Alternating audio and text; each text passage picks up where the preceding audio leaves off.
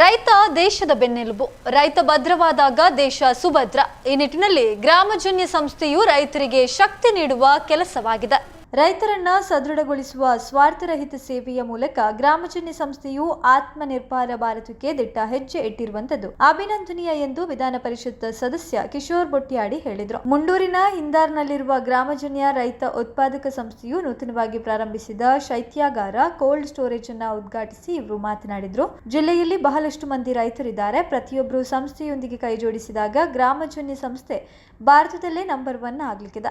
ವೈಜ್ಞಾನಿಕವಾಗಿ ಸಂಸ್ಕರಿಸಿದ ಗ್ರಾಮಜನ್ಯದ ಶುದ್ಧ ಜೇನಿನ ಉತ್ಪನ್ನಗಳು ಜಾಗತಿಕ ಮಾರುಕಟ್ಟೆಯಲ್ಲಿ ರಾರಾಜಿಸಲಿ ಸಂಸ್ಥೆಯ ಆಧುನಿಕ ಶೈತ್ಯಾಗಾರವನ್ನ ಪ್ರಾರಂಭಿಸಿದ್ದು, ಇನ್ನು ರೈತ ಬೆಳೆದ ಹಣ್ಣು ತರಕಾರಿಗಳು ಕೊಳೆತು ಬಿಸಾಡುವ ಪ್ರಮೇಯವೇ ಇಲ್ಲ. ಸಂಸ್ಥೆಯ ಸಾಧನೆಯನ್ನ ಮನ್ ಕಿ ಬಾತ್ ನಲ್ಲಿ ಪ್ರಧಾನಿಯವರು ಕೊಂಡಾಡಿದ್ದು ಸಾಧನೆ ಇಮ್ಮಡಿಯಾಗಿದೆ. ಗ್ರಾಮಜನ್ಯದ ಜೇನಿನ ಉತ್ಪನ್ನವನ್ನ ಪ್ರಧಾನಿ ಮೋದಿಯವರು ಸವಿಯುವಂತಾಗಲಿ. ಮುಂದಿನ ಅಧಿವೇಶನದಲ್ಲಿ ಗ್ರಾಮಜನ್ಯದ ಸಾಧನೆಯನ್ನ ತಿಳಿಸುವ ಮೂಲಕ ರಾಜ್ಯದಾದ್ಯಂತ ಪಸರಿಸಲಾಗುತ್ತದೆ ಎಂದು ಹೇಳಿದರು. ಮುಳಿಯಾ ಜ್ಯುವೆಲರ್ಸ್ನ ಮುಖ್ಯ ಆಡಳಿತ ನಿರ್ದೇಶಕ ಕೇಶವ ಪ್ರಸಾದ್ ಮುಳಿಯಾ ಮಾತನಾಡಿ, ಸಣ್ಣ ಮಟ್ಟದಲ್ಲಿ ಪ್ರಾರಂಭವಾದ ಗ್ರಾಮಜನ್ಯ ಸಂಸ್ಥೆ ಇಂದು ಅಗಾಧವಾಗಿ ಬೆಳೆದು ಇಂದು ಕೃಷಿಗೆ ಪೂರಕವಾಗಿ ಶಕ್ತಿ ನೀಡುವ ಕೆಲಸವಾಗ್ತಾ ಇದೆ. ಪುತ್ತೂರು ತಾಲೂಕಿಗೆ 500ರಿಂದ 1000 ಟನ್ ಸಾಮರ್ಥ್ಯದ ಕೋಲ್ಡ್ ಸ್ಟೋರೇಜ್ನ ಅವಶ್ಯಕತೆ ಇದೆ. ಇದರಲ್ಲಿ ಗ್ರಾಮಜನ್ಯ ಸಂಸ್ಥೆಯ ಪ್ರಥಮ ಹೆಜ್ಜೆಯನ್ನು ಇಟ್ಟಿದ್ದು ಕೋಲ್ಡ್ ಸ್ಟೋರೇಜ್ ಅವಶ್ಯಕತೆಯ ಬಗ್ಗೆ ಜನರಿಗೆ ಅರಿವಾಗಬೇಕು ಎಂದು ಹೇಳಿದರು. ವಿಧಾನ ಪರಿಷತ್ ಸದಸ್ಯ ಕಿಶೋರ್ ಬೊಟ್ಯಾಡಿಯವರು ಈ ಕಾರ್ಯಕ್ರಮದಲ್ಲಿ ಇವರನ್ನ ಸನ್ಮಾನಿಸಲಾಯಿತು. ಶೈತ್ಯಾಗಾರದ ಪ್ರಥಮ ಗ್ರಾಹಕರಾಗಿರುವ ಪಿಂಗಾರ ಸಂಸ್ಥೆಯ ಅಧ್ಯಕ್ಷ ರಾಮ್ ಕಿಶೋರ್, ನಿತ್ಯ ಚಪಾತಿ ರಾಧಾಕೃಷ್ಣ ಎಟ್ಟಿಂಗುಡಿ ಅವರನ್ನ ಕಾರ್ಯಕ್ರಮದಲ್ಲಿ ಗೌರವಿಸಲಾಯಿತು. ಅಧ್ಯಕ್ಷತೆ ವಹಿಸಿದ್ದ ಗ್ರಾಮಜನ್ಯ ರೈತ ಉತ್ಪಾದಕ ಸಂಸ್ಥೆಯ ಆಡಳಿತ ಮಂಡಳಿ ಅಧ್ಯಕ್ಷ ಮೂಲಚಂದ್ರ ಕುಕ್ಕಾಡಿ, ಸಂಸ್ಥೆಯ ನಿರ್ದೇಶಕರಾದ ನಿರಂಜನ್ ಪೊಳ್ಳಿಯ, ರಾಮ್ ಪ್ರತೀಕ್, ನಿರ್ದೇಶಕ ಹರ್ಷ ಕುಮಾರ್, ಬಲರಾಮ, ಶಂಕರ್ ನಾರಾಯಣ್ ಭಟ್ಟಕಂಡಿಗೆ, ಸುಬ್ರಾಯ ಶೆಟ್ಟಿ ಮಜ್ಜಲು, ಸಲಹಾ ಸಮಿತಿಯ ಎಂಜಿ ಸತ್ಯನಾರಾಯಣ್ ಹಾಗೂ ಯದುಕುಮಾರ್ ಹಾಗೂ ಸದಸ್ಯರು ಸೇರಿದಂತೆ ಹಲವು ಮಂದಿ ಕಾರ್ಯಕ್ರಮದಲ್ಲಿ ಭಾಗವಹಿಸಿದ್ರು.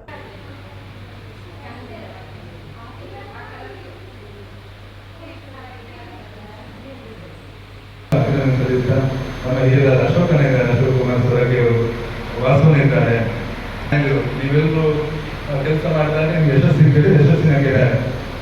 ನಮ್ಮ ಪಾರ್ಟಿಯ ಕಾರ್ಯಕರ್ತರು ಪ್ರಮುಖರು ಕೂಡ ಅವರು ಫೋನ್ ಮಾಡಿದ ತಕ್ಷಣ ನಾನು ಒಪ್ಪಿಕೊಂಡೆ.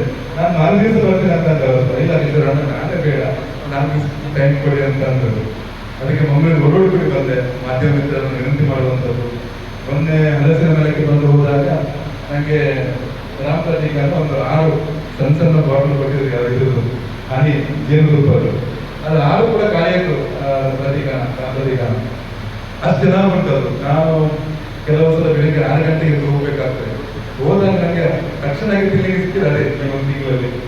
ಅಂದರೆ ಒಂದು ಮಧ್ಯಾಹ್ನದ ಒಂದು ಗಟ್ಟಿ ಎನರ್ಜಿ ಇರ್ತದೆ ಅಂತ ಅನ್ನೋದು. ಆರೋಗ್ಯಕ್ಕೆ ಯಾವುದೇ ಹೀಟ್ ಆಗುವುದಿಲ್ಲ, ಯಾವುದೇ ಬರದೆ ಒಂದು ಶಕ್ತಿನ ತುಂಬುವಂತ ಹಾನಿ.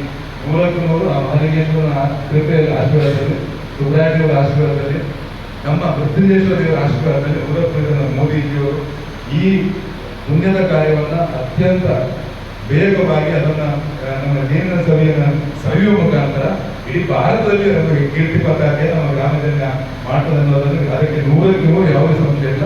ಅದಕ್ಕೆ ಆ ಭಗವಂತನ ಕೃಪೆಯನ್ನು ನಾನು ಪ್ರಾರ್ಥನೆ ಮಾಡ್ತೇನೆ. ಅದರ ಜೊತೆಗೆ ಇದು ನನ್ನ ಲೆಕ್ಕದಲ್ಲಿ ದಕ್ಷಿಣ ಕನ್ನಡ ಜಿಲ್ಲೆ ಅಲ್ಲ, ಕರ್ನಾಟಕ ಅಲ್ಲ, ಭಾರತದಲ್ಲಿ ನಂಬರ್ 1 ಆಗ್ತದೆ. ಯಾಕಂದ್ರೆ ಈ ಭಾಗದಲ್ಲಿ ಕೃಷಿಕರು ಜಾಸ್ತಿ ಇದ್ದಾರೆ. ಕೃಷಿಕರು ಜಾಸ್ತಿ ಅವರ ಎಲ್ಲವನ್ನ ಸುಬ್ರಹ್ಮಣ್ಯ ನಂಬರು ನಾವೆಲ್ಲದಕ್ಕೆ ಕೈ ಜೋಡಿಸಿದಾಗ ಏನು 100 ಜನರ ಚಪ್ಪಾಳೆ ಕಟ್ಟಿದಾಗ ಅದೊಂದು ಸುದೃಢ ಸಂಸ್ಥೆಗೆ ಆಗಲಿಕ್ಕೆ ಸಾಧ್ಯತೆ ಉಂಟು. ಇದು ನಮ್ಮ ಒಂದು ಉಸಿರುವನ್ನು ರೀತಿಯಲ್ಲಿ ನಾವು ಕೆಲಸ ಮಾಡಿದಾಗ ಮಾಡಿರ್ತಕ್ಕಂಥ ನಾನು ಈಗಾಗಲೇ ಅಂದ್ರೆ ಹಲಸಿನ ಹಣ್ಣು ಅದರಲ್ಲಿರ್ತಕ್ಕಂಥ ವೈಜ್ಞಾನಿಕವಾಗಿ ಅದನ್ನು ಕಂಡುಹಿಡಿದಾಗ ಅದರಲ್ಲಿರ್ತಕ್ಕಂಥ ರೋಗ ನಿರೋಧಕ ಬೇರೆ ಯಾವುದಲ್ಲೂ ಕೂಡ ಇಲ್ಲ. ನಮ್ಮ ಇಲ್ಲಿಯ ಜೀವನ ಇಲ್ಲಿಯ ಆಗತಕ್ಕಂಥ ಪ್ರತಿಯೊಂದು ಇದು ಕೂಡ ವರ್ಲ್ಡ್ ಮಾರ್ಕೆಟಲ್ಲಿ ಅಮೇರಿಕ ಇರ್ಬೋದು, ರಷ್ಯಾ ಇರ್ಬೋದು, ಜಪಾನ್ ಇರ್ಬೋದು, ಜರ್ಮನಿ ಇರ್ಬೋದು, ದುಬೈ ಇರ್ಬೋದು, ಎಲ್ಲ ಕಡೆ ಅಲ್ಲಿರ್ತಕ್ಕಂಥ ಮಾಲ್ಗಳಲ್ಲಿ ನಮ್ಮ ಗ್ರಾಮಜನ್ಯದ ಸ್ವಲ್ಪ ಈ ಉತ್ಪಾದನೆ ಆಗತಕ್ಕಂಥದ್ದು ಅಲ್ಲಿ ಆರಾಧಿಸಬೇಕಂತ ನಮ್ಮ ಭಗವಂತನಿಗೆ ಪ್ರಾರ್ಥನೆ ಮಾಡ್ತಾರೆ. 100ಕ್ಕೆ 100 ಈಗಿನ ಈ ಸಮಾಜದಲ್ಲಿ, ಸ್ವಾರ್ಥರಹಿತ ಸಮಾಜದಲ್ಲಿ ಕಲಬೆರಕೆ ಹೋಗಿದೆ.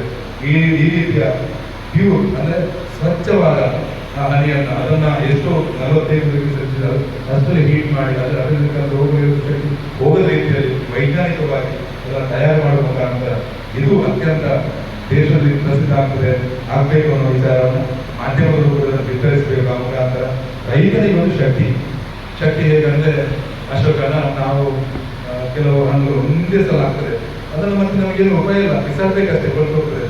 ನೋಡಿದ್ದೀರಿ, ಕೆಲವು ತರಕಾರಿಗಳಿಗೆ ಹಣ್ಣುಗಳಿಗೆ ಬೆಲೆ ಕಡಿಮೆ ಆದಾಗ ರೈತರು ರಾಶಿ ಕೊಂಡೋಗಿ ಪ್ರತಿಭಟನೆ ಕೊಂಡೋಗಿ ಬಿಸಾಕ್ತಾರೆ. ಇನ್ನು ಆ ರೀತಿ ಮಾಡುವ ಅವಶ್ಯಕತೆ ಇಲ್ಲ, ಹೌದಲ್ವ? ಅದನ್ನು ನಮ್ಮಲ್ಲಿ ಅದು ಸರಿಯಾದ ರೀತಿ ವೈಜ್ಞಾನಿಕ ರೀತಿಯಲ್ಲಿ ಅದನ್ನು ಶೀತಲೀಕರಣ ಮಾಡುವ ಮುಖಾಂತರ ಅದನ್ನು ಮತ್ತೆ ಮರುಪಯೋಗ ಮಾಡುವ ಮುಖಾಂತರ ಇವತ್ತು ನಮ್ಮ ಚಪಾತಿ ನಿತ್ಯ ಚಪಾತಿಯನ್ನು ಅವರಿಗೂ ಕೂಡ ಅಭಿನಂದನೆ ಸಲ್ಲಿಸ್ತೇನೆ. ಈ ರೀತಿಯಾಗಿ ರೈತರಿಗೆ ಒಂದು ಶಕ್ತಿ ತುಂಬುವ ಕೆಲಸವನ್ನು ನೀವು ಮಾಡಿದ್ದೀರಿ.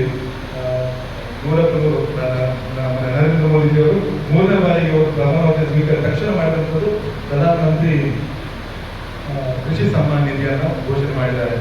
ನಾನೊಂದು ಈ ಸಲ ಬಜೆಟ್ ಅಲ್ಲಿ ಕೂಡ ನಾವು 2014 ಹೋದರೆ 27,226 ಕೋಟಿ, ಈ ಸಲದ ಬಜೆಟ್ 2,40,000 ಲಕ್ಷ ಕೋಟಿ ರೈತರಿಗೆ ಇರ್ತಕ್ಕಂಥದ್ದು. ಅದರ ಜೊತೆಗೆ ನಿಧಿಗೆ ಸಬ್ಸಿಡಿ ಕೊಡುವಂಥ ವಿಚಾರ.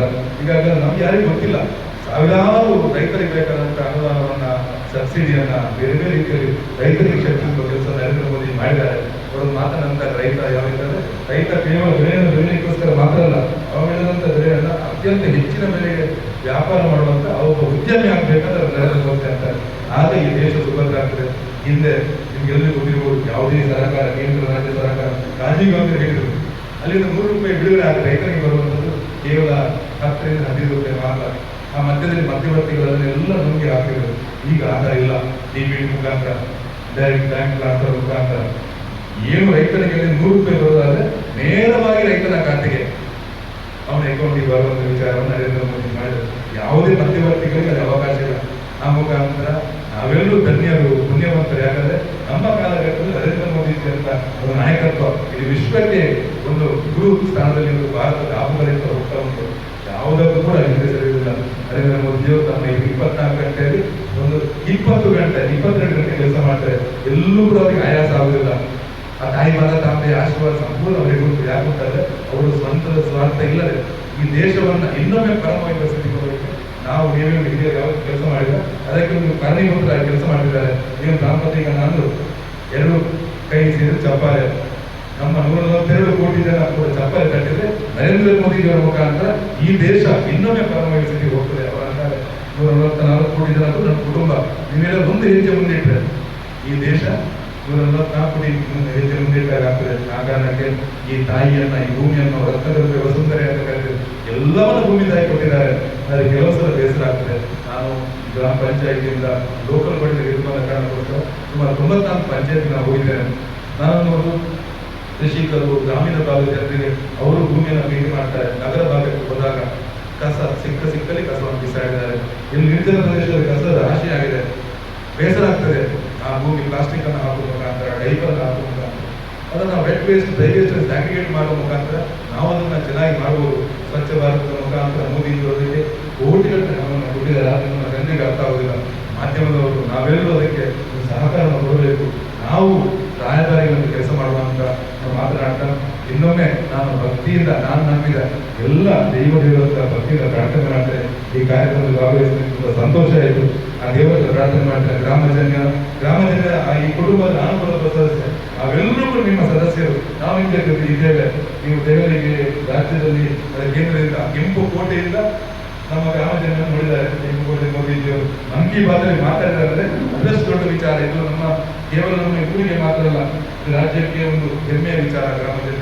ಆ ರೀತಿ ನಮ್ಮ ಗ್ರಾಮದ ಹೆಸರನ್ನ ಎತ್ತರ ಕೊಂಡೋಗಿದೆ. ನಾವೆಲ್ಲರೂ ನಿಮ್ಮ ಕುಟುಂಬ, ನಾವೆಲ್ಲರೂ ನಿಮ್ಮ ಕುಟುಂಬ ನಾವು ಕೆಲಸ ಮಾಡ್ತೇವೆ. ನನ್ನ ಕಡೆ ನಾನು ಒಂದು ಶಾಸಕನಾಗಿ, ವಿಧಾನ ಪರಿಷತ್ ಶಾಸಕನಾಗಿ ನಾನು ಏನೆಲ್ಲ ಮಾಡಬೇಕು ನನ್ನ ಖರ್ಚಿನಿಂದ ನಾನು ತರ್ತೇನೆ. ದೆಹಲಿಗೆ ಇರ್ಬೋದು, ರಾಜ್ಯದಲ್ಲಿರ್ಬೋದು, ಮತ್ತೆ ಅಧಿವೇಶನದಲ್ಲಿ ನಮಗೆ ವಿಚಾರವನ್ನು ಈ ವಿಚಾರ ಗ್ರಾಮ ಜನರ ಬಗ್ಗೆ ಮಾತಾಡಬೇಕು ಅನಿಸಿದ್ರೆ ನಾನು ನಮ್ಮ ಸಭಾಪತಿಯವರು ಮಾತಾಡಿ ಇದನ್ನ ಇಡೀ ರಾಜ್ಯದಲ್ಲಿ ಪ್ರಸರಿಸುವಂತೆ ಮಾಡ್ತೇನೆ. ಎಲ್ಲರೂ ಶುಭವಾಗಿ ಪ್ರಾರಂಭ ಮಾಡಿದ್ದೇನೆ. ಶಕ್ತಿ ನೀಡುವಂಥ ಕೆಲಸವನ್ನು ಗ್ರಾಮಜನ್ಯ ಸಂಸ್ಥೆ ಇವತ್ತು ಮಾಡಿದೆ. ಸಂಸ್ಥೆಯ ಅಧ್ಯಕ್ಷರಾದ ನೆನಪುಗಳಿವೆ. ಇವತ್ತು ನಮ್ಮ ಊರಿಂದ ಒಂದು ಹೊಸ ವಿಚಾರ ಪ್ರಸ್ತುತ ಉಂಟು. ಹಿಂದೆ ವಾರಣಾಸಿ ಸುಬ್ರಾಯ ಭಟ್ ಅವರು ಕ್ಯಾಂಪಸ್ ಸಂಸ್ಥೆಯಿಂದ ಇಲ್ಲಿದ್ದಾರೆ. ಈ ಊರಿಗೆ ಬೇಕಾದಂತಹ ಒಂದು ಸಂಸ್ಥೆಯನ್ನು ಹುಟ್ಟು ಹಾಕಿದೆ. ಇವತ್ತು ಅದು ಅಗಾಧ ರೀತಿಯಲ್ಲಿ ಬೆಳೆದು ನಿಂತಿದೆ. ಹಾಗೆ ಒಂದು ಸಣ್ಣ ಹೆಜ್ಜೆಯಾಗಿ ಪ್ರಾರಂಭ ಆದಂಥದ್ದು ಗ್ರಾಮಜನ್ಯ ಸಂಸ್ಥೆ. ಆಯಾ ಸಂದರ್ಭದಲ್ಲಿ ಯಾವ ಕೆಲಸಗಳಾಗಬೇಕೋ ಅದು ಆದಾಗ ಆ ಗ್ರಾಮಕ್ಕೆ, ಆ ಊರಿಗೆ ಶಕ್ತಿ ಸಿಗ್ತದೆ. ಜೇನು ಅಂತ ಹೇಳುವಂಥದ್ದು ಒಂದು ಎಲ್ಲರಿಗೂ ನಿತ್ಯ ಉಪಯೋಗ ಮಾಡುವಂತಹ ವಿಷಯ. ಅದು ಅದರ ಅಗಾಧತೆ ಎಷ್ಟಿದೆ ಅಂತ ಹೇಳುವಂಥದ್ದನ್ನು ರಾಮ್ ಪ್ರತೀಕ್ ಅವರು ಹೇಳಿದ್ದಾರೆ. ಎಷ್ಟು ಪ್ರೊಸೆಸ್ ಆಗಿ ಬೇಕಾಗ್ತದೆ, ಅಥವಾ ಇಡೀ ಭಾರತದಲ್ಲಿ, ಇಡೀ ವಿಶ್ವದಲ್ಲಿ ಎಷ್ಟು ಬೇಕಾಗ್ತದೆ ಅಂತ ಹೇಳುವಂಥದ್ದು ನಮ್ಗೆ ಗೊತ್ತಿದೆ. ಅದರ ಒಂದು ಸಣ್ಣ ಪ್ರಮಾಣದನ್ನು ನಾವೀಗ ಪ್ರಾರಂಭ ಮಾಡಿದ್ದೀವಿ. ಅದೇ ರೀತಿಯಲ್ಲಿ ಶೈತ್ಯಾಗಾರ ನಮ್ಮ ಒಂದು ತಾಲೂಕಿಗೆ ಸುಮಾರು 5,000 ಟನ್ನಿನ ಕೆಪಾಸಿಟಿ ಬೇಕಾಗ್ತದೆ. 500ರಿಂದ 1,000 ಟನ್ ಕೆಪಾಸಿಟಿ ಬೇಕಾಗ್ತದೆ. ಇವತ್ತು ನಮ್ಮ ಹತ್ರ 50 ಟನ್ ಕೆಪಾಸಿಟಿ ಇದ್ದನ್ನು ಇಲ್ಲಿ ಶೈತ್ಯಾಗಾರ ಉದ್ಘಾಟನೆ, ಅಂದರೆ ಆ ಪ್ರಥಮ ಹೆಜ್ಜೆ ಇಲ್ಲಿ ಪ್ರಾರಂಭ ಆಗಿದೆ. ಅದಕ್ಕೆ ವಿಶೇಷ ಅಭಿನಂದನೆಗಳನ್ನು ನಾನು ಗ್ರಾಮಜನ್ಯ ಸಂಸ್ಥೆಗೆ ಸಲ್ಲಿಸ್ತೇನೆ. ಯಾಕೆಂತ ಹೇಳಿದ್ರೆ 1000 mile journey start in the first step. ಈ ಫಸ್ಟ್ ಸ್ಟೆಪ್ಪಿನಲ್ಲಿ ನಮ್ಮ ಜನರಿಗೆ ಗೊತ್ತಾಗಬೇಕು, ಈ ಶೈತ್ಯಾಗಾರ ಇದ್ದರೆ ನಾನು ಯಾವ ಹಣ್ಣುಗಳನ್ನೆಲ್ಲ ಮಾಡ್ಬೋದು, ಈ ಊರಿನಲ್ಲಿ ಯಾವ ಹಣ್ಣುಗಳನ್ನು ನಾನು ಪ್ರೊಸೆಸ್ ಮಾಡಿದಾಗ ನನಗೆ ಏನು ಪ್ರಯೋಜನ ಆಗ್ತದೆ, ಅದರಿಂದ ಏನು ಪ್ರಯೋಜನ ಆಗ್ತದೆ. ಉದಾಹರಣೆ, ಈಗ ಪಿಂಗಾರ ಸಂಸ್ಥೆಯವರು ಬಂದರು, ಇಲ್ಲಿ ಇದನ್ನು ಇಟ್ಕೊಳ್ತೇನೆ ಅಂತ ಹೇಳಿ, ನಿತ್ಯ ಚಪಾತಿಯವರು ನಾವು ಅದನ್ನು ಉಪಯೋಗ ಮಾಡ್ತೇನೆ ಅಂತ ಹೇಳಿ. ಅದೇ ರೀತಿ ಆ ಪ್ರಯೋಜನವನ್ನು ಮಾಡಲಿಕ್ಕೆ ಕೆಲವೊಂದು ಸಹಕಾರವನ್ನು ಮಾಡಿದ್ದಾರೆ. ನಾನು ಮೂಲತಃ ನನ್ನ ಹುಟ್ಟಿನಿಂದ, ಅಥವಾ ನಮ್ಮ ಇದು 81ನೇ ವರ್ಷ, ಮುಳಿಯ ಸಂಸ್ಥೆ 81ನೇ ವರ್ಷ, ಅಂದರೆ ಅಜ್ಜ ಪ್ರಾರಂಭ ಮಾಡಿದ್ದು. ನಾನು ವ್ಯಾಪಾರದಲ್ಲಿದ್ದರೂ ಕೂಡ ಆ ಒಂದು ಮೂಲ ನಮ್ಮದು ಏನಿದೆ, ಕೃಷಿ ಇದೆಯಲ್ಲ, ಅದು ಯಾವಾಗಲೂ ಕುಡಿತಾ ಇರ್ತದೆ, ಅದು ಯಾವಾಗಲೂ ತಲೆಯಲ್ಲಿ ಒಂದಿದಾಗ್ತಾ ಇದೆ. ಹಾಗಾಗಿ ನಾವು ಕೆಲವು ಕಾರ್ಯಕ್ರಮಗಳನ್ನು ಮಾಡಿದ್ದೇವೆ. ಕೃಷಿಕೋದ್ಯಮ ಅಂತೇಳಿ ಒಂದು ಕಾರ್ಯಕ್ರಮ ಮಾಡಿದ್ದೇವೆ. ಇದು ಮುಂದೆ ಉದ್ಯಮ ಆಗಲಿ ಅಂತ, ಅಂದರೆ ಕೃಷಿ ಉದ್ಯಮ ಆಗಲಿ ಅಂತ ಹೇಳುವಂಥದ್ದನ್ನು ನಮ್ಮ MLC ಅವರು ಹೇಳಿದ್ವಿ. ಅಂದರೆ ಅವರು ಹೇಳಿದ ಅರ್ಥ ಏನು ಅಂತ ಹೇಳಿದರೆ, ಕೃಷಿಯನ್ನು ಉದ್ಯಮ ರೀತಿಯಲ್ಲಿ ಆಗಬೇಕು ಅಂತ ಹೇಳುವಂಥದ್ದನ್ನೇ ಹೇಳಿ. ಹಾಗಾಗಿ ಮುಂದಿನ ದಿವಸಗಳಲ್ಲಿ ಜನರು, ನಮ್ಮ ಯಂಗರ್ ಜನರೇಷನ್ ಕೃಷಿಯನ್ನು ಉದ್ಯಮವಾಗಿ ತಗೊಂಡು, ಕೃಷಿಯನ್ನು ಮೂಲವೃತ್ತಿಯಾಗಿ ತಗೊಂಡು, ಅದನ್ನು ಗಾಢ ಮಟ್ಟಕ್ಕೆ ಈ ರೀತಿ ತಗೊಂಡೋಗ್ಲಿಕ್ಕಾಗ್ತದೆ ಅಂತ ಹೇಳುವಂಥದ್ದನ್ನು ನಮ್ಮೊಂದು ದೇಶದ ಅವಕಾಶ ಇರುವುದನ್ನು ಪ್ರಧಾನಿಗಳು ಹೇಳಿದ್ದಾರೆ. ಈ ಊರಿನಲ್ಲಿ ವೆಜಿಟೇಷನ್ ಇದೆ, ಆದ್ದರಿಂದ ಏನೆಲ್ಲ ಮಾಡ್ಬೋದು, ಏನೇನೋ ಮಾಡ್ಬೋದು ಅಂತ ಹೇಳುವುದನ್ನು ಹೇಳಿದ್ದನ್ನು ಖಂಡಿತವಾಗಿ ಎಲ್ಲರೂ ಪಸರಿಸಲಿ, ಎಲ್ಲರೂ ಉಪಯೋಗ ಮಾಡಿಕೊಳ್ಳಿ. ಈ ಒಂದು ಸಂಸ್ಥೆಯ ಈ ಒಂದು ಕಾರ್ಯ ಏನಿದೆ, ಇದು ಎಲ್ಲರಿಗೂ ಮಾದರಿಯಾಗಲಿ, ಅದು ಇಲ್ಲಿಗೆ ಆಗುವ ನಿಟ್ಟಿನಲ್ಲಿ ಅವರ ಪ್ರಯತ್ನ ಇರಲಿ. ಹಾಗೆ ಈ ಒಂದು 50 ಟನ್ನಿನ ಏನು ಪ್ರೊಸೆಸಿಂಗ್ ಯೂನಿಟ್ ಇದೆ, ಅದು ಫುಲ್ ಆಗಬೇಕು. ಯಾಕೆಂದರೆ ಹೇಳಿದರೆ, ಅದು ಫುಲ್ ಆದಾಗ ಆ ಒಂದು ಮುಂದಿನ ನಮ್ಮ ಕೆಲಸಕ್ಕೆ ಬಲ ಬರ್ತದೆ. ಸೊ ಅದು ಫುಲ್ಲಾಗಿ ಬಹುಶಃ ಅದನ್ನು ನಡೆಸುವಂತಹ ಆ ಶೈತ್ಯಾಗಾರ ಏನಿದೆ, 1000 ಟನ್ನಿನ ಶೈತ್ಯಾಗಾರ ಏನಿದೆ, ಆ ಶೈತ್ಯಾಗಾರವನ್ನು ನಡೆಸುವಂಥ ಒಂದು ಜವಾಬ್ದಾರಿ ಮತ್ತು ಇದನ್ನು ಕೂಡ ಗ್ರಾಮಜನ್ಯಕ್ಕೆ ಸಿಗಲಿ ಅಂತ ಹೇಳುವಂಥದ್ದನ್ನು ನಾನು ವಿಶೇಷವಾಗಿ ಇಲ್ಲಿ ಉಲ್ಲೇಖ ಮಾಡ್ತಾ, ಆ ಒಂದು ಈ ಕಾರ್ಯಕ್ರಮಕ್ಕೆ ಮತ್ತು ಈ ಒಂದು ಪ್ರಯತ್ನಕ್ಕೆ ಯಶಸ್ಸಾಗಲಿ ಅಂತೇಳಿ ಮತ್ತೊಮ್ಮೆ ಹಾರೈಸುತ್ತಾ ನನ್ನನ್ನು